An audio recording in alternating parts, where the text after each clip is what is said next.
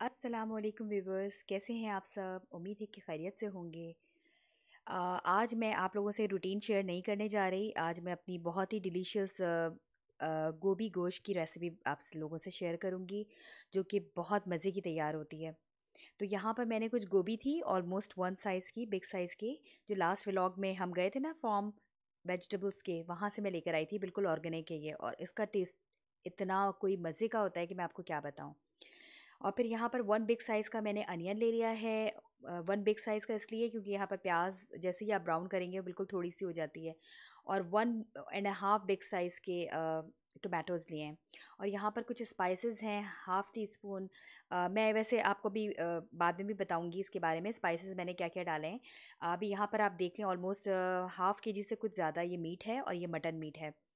और मुझे बहुत मज़े की लगती है ये वाली रेसिपी, क्योंकि मैंने बनाई तो मैंने कहा अपने व्यूवर्स के साथ तो मैं इसको ज़रूर शेयर करूँगी ना। और मीट की पहचान होती है, अगर पिंक कलर का है ना तो आप समझिए वो बिल्कुल ताज़ा है ना, और अगर बिल्कुल रेड कलर हो जाए उसका तो वो जो होता है थोड़ा बासी होता है। तो जब भी आप मीट ख़रीदने के लिए जाएँ तो इस बात का लाजमी ध्यान रखिएगा कि मीट जो है वो उसके कलर पे बहुत उसकी कलर बहुत इंपॉर्टेंट है ना। पहले मुझे ये चीज़ें नहीं पता थी, आहिस्ता-आहिस्ता लर्न करते-करते और मेरी अम्मी से और वैसे ये चीज़ें पता चली थी, क्योंकि मेरी अम्मी खुद जाकर फ्रेश जो है वो मीट कटवाती थी। और उनकी आदत थी कि उस दौर में भी लाइक ग्रॉसरी ग्रॉसरी जो थी वो खुद किया करती थी। और यहाँ पर जो है वो ना, अगर आप चाहें तो आप इससे नॉर्मल अपनी जो भी बोनलेस भी बना सकते हैं, लेकिन अगर आप बोन ऐड करके बनाएँगे तो इस डिश का जो मज़ा है वो दोबाला हो जाएगा।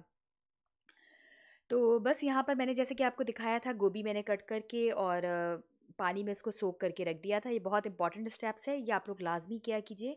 इससे आपकी जो वेजिटेबल्स बनेगी वो बहुत खिली-खिली सी बनेगी।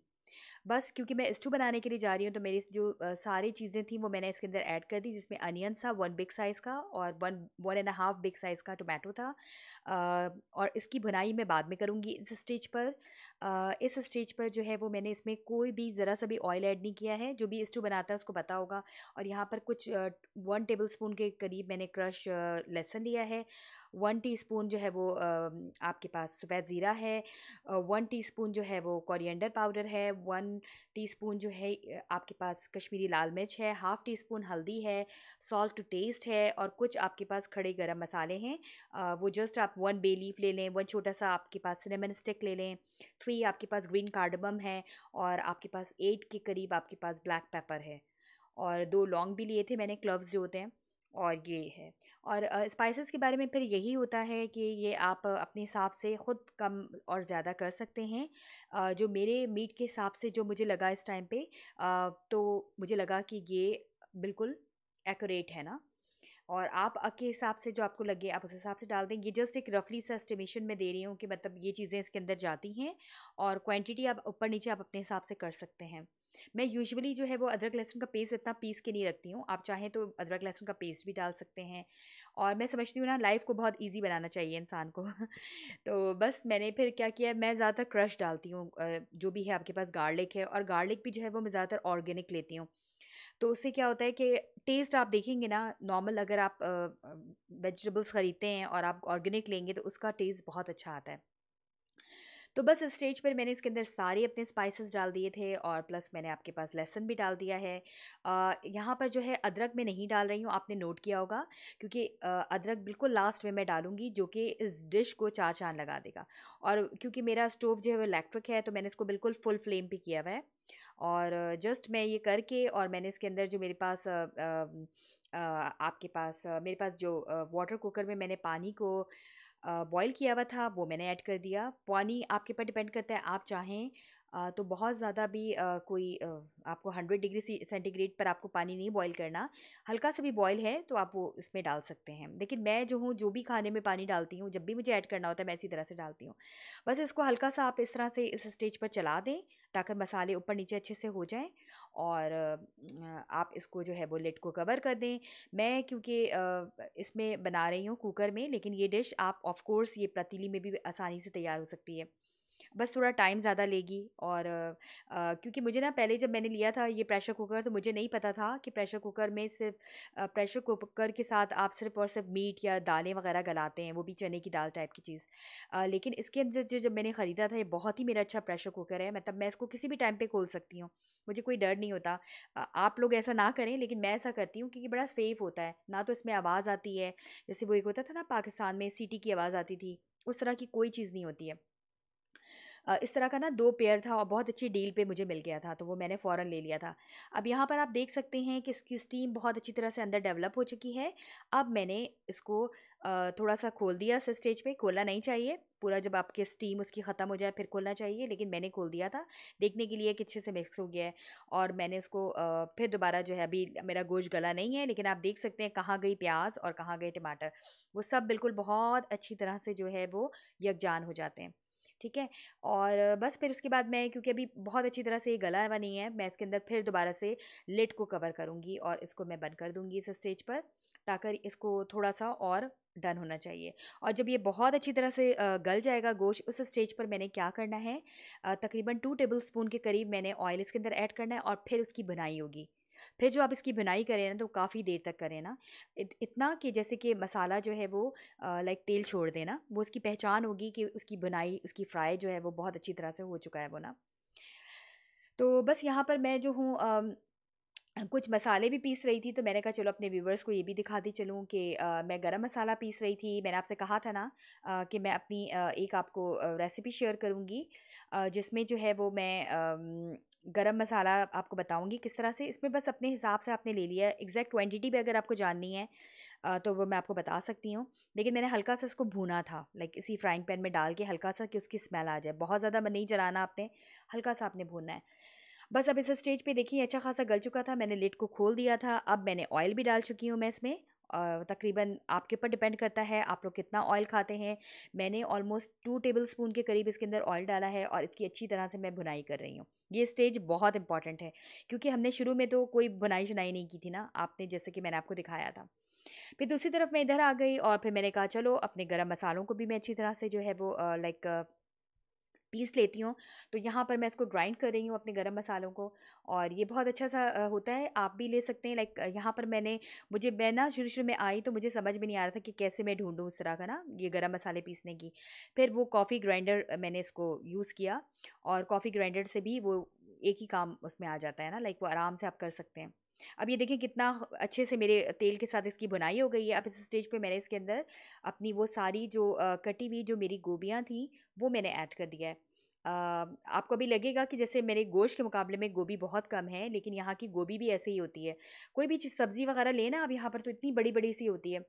तो बस मैंने इसके अंदर इसको ऐड कर दिया, और मैं इसको फिर से जब लिड कवर करूँगी और जब लिड उसको उतारूँगी, जब ये पक जाएगी, तो आप देखिएगा कहाँ गई गोभी। वो बिल्कुल गोभी नज़र नहीं आएगी। और वेजिटेबल्स मैं बस हल्का-सा थोड़ा-सा ही गोश्त लेती हूँ और इसमें ज़्यादा वेजिटेबल्स होती है, तो इस तरह से होता है कि हल्का-सा उसके अंदर टेस्ट आ जाता है ना। तो अब बस इसको ऊपर-नीचे थोड़ा-सा कर लें इस स्टेज पर। ये इसलिए ज़रूरी है क्योंकि ताकि ऊपर-नीचे मसाले अच्छी तरह से हो जाएँगे ना।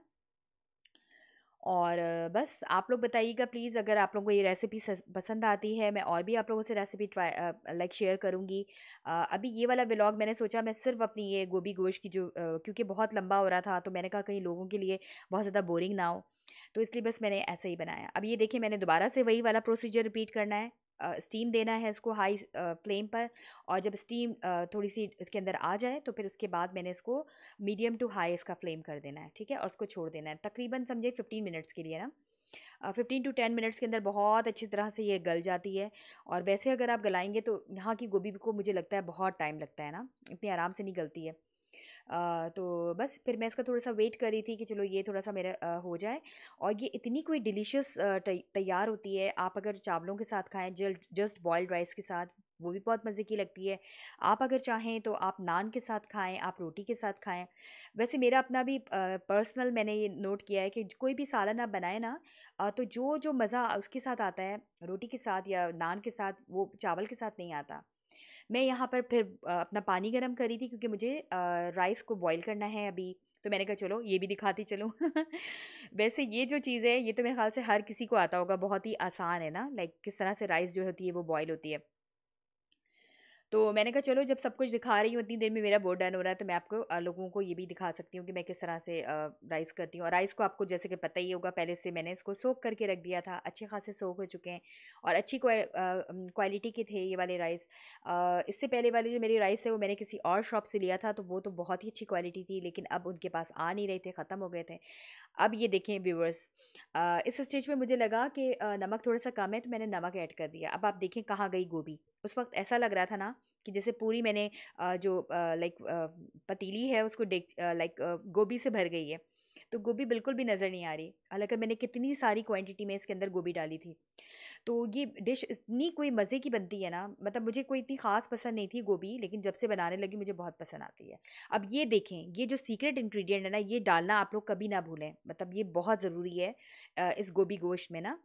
सिंपल मैंने 1 इंच का जो है वो अदरक का टुकड़ा लिया था और उसको 12 to 15 ब्लैक पेपर के साथ कूट लिया था, और उसको पीसने के बाद मैंने इसके अंदर मिक्स कर दिया। और फिर मैं हल्का सा इसको दम पे छोड़ दूंगी 5 मिनट्स के लिए।